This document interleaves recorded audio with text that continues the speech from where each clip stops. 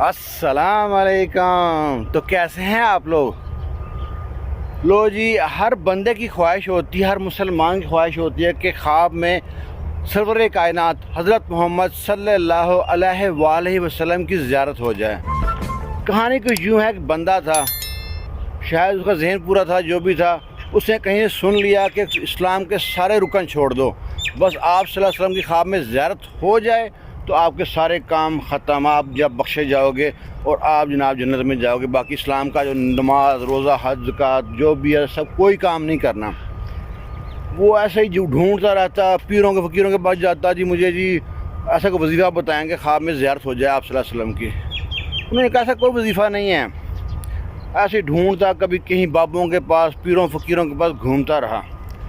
اسے کسی نے بتایا کہ فلانے گاؤں میں کوئی پروفیسر صاحب ہیں، ریٹائر ہیں، جس طرح فرض کریں محمد علی مرزا کا مائنڈ ہے نا، اس طرح کے مائنڈ کے لاجک والا آدمی ہے، اس کے پاس چلے جاؤ، تم کو کچھ نہ کچھ حل ضرور بتائے گا۔ وہ بندہ جناب ان کے پاس چلا گیا، ان کے پاس جا کے سلام کیا، انہوں نے کہا وعلیکم السلام، ہاں جی آنے کا سبب کیا ہے؟ انہوں نے بتایا جی مجھ کو وظیفہ بتایا جلدی سے کوئی۔ انہوں نے کس بات کا؟ کہ خواب میں آپ صلی اللہ علیہ وسلم کی زیارت ہو جائے۔ اس نے کہا ٹھیک ہے، مشکل نہیں، تو بڑا آسان کام ہے۔ اب پہلے تو پروفیسر صاحب نے اس کو اوپر سے نیچے تک دیکھا، کہتا یہ بڑا آسان کام ہے، مشکل نہیں ہے۔ وہ بہرحال یہ بندہ صحیح ہے، سب نے تو مجھ کو بھگایا یہ تھا، کوئی پال کہتا، کوئی دیوانہ کہتا تھا، یہ کہتا ہے کہ آسان کام ہے۔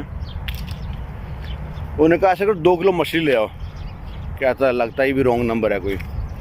وہ 2 کلو مچھلی لے کے آیا، اس نے بولا فرائی کرو، فرائی کی، کھا جاؤ، اسی کو کھلا دی۔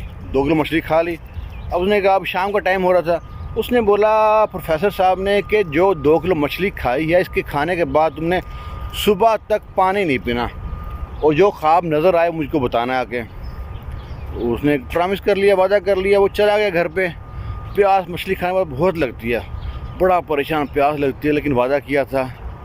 اب وہ چلا گیا، اب جا کے وہ سویا، بڑی مشکل سے نیند آئے، نیند بھی نہ آئے، پیاس لگ رہی ہے۔ جب سویا تو خواب میں اس کو سمندر، ندی نالے، جھیل، آبشاریں نظر آتی ہیں۔ بڑا پریشان صبح اٹھا، بھاگتا ہوا آیا پروفیسر صاحب کے پاس۔ ان سے کہتا ہے جی آپ نے تو کہا تھا خواب میں زیارت ہو جائے گی آپ صلی اللہ علیہ وآلہ وسلم کی، تو مجھے تو خواب میں ندی نالے، جھیل، پانی نظر آتا رہا۔ کہتا ہے تیری یہ تمہاری خواہش تھی، چاہت نہیں تھی، تم کے طلب کیا تھی؟ پہلے یہ دیکھو تم کو طلب کیا تھی۔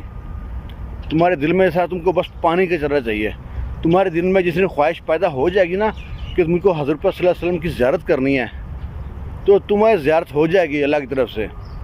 اور جس طرح تم بولتے ہو وظیفہ، کوئی وظیفہ ہوتا نہیں ہے اس کام کے لیے۔ تو ہم کو بھی چاہیے کہ سارے کام ادا کریں جو اسلام کے 5 ارکان ہیں، اس کے بعد اللہ کی کرنی ہے۔ اگر آپ کو زیارت ہوتی ہے نبی کریم صلی اللہ علیہ وآلہ وسلم کی یا نہیں تو علیحدہ بات ہے، کیونکہ اللہ کہتا ہے نا اے بنی آدم، ایک تیری چاہت، ایک میری چاہت، اور ہوتا وہی ہے جو اس کی چاہت ہوتی ہے۔ تو اللہ کی چاہت پر راضی ہو جاؤ۔ دعاؤں میں یاد رکھنا۔ اللہ حافظ۔